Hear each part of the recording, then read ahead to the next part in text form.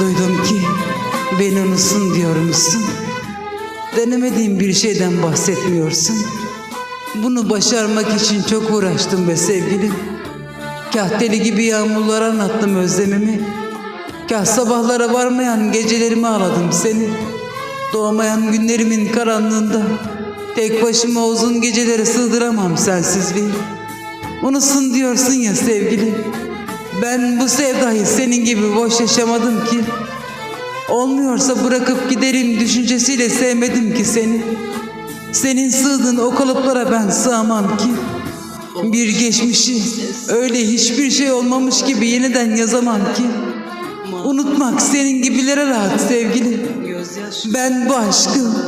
Ben bu aşkı senin gibi namert yaşamadım ki. Büyüdü birden daha yokluğunun ilk akşamında, daha yokluğunun ilk akşamında.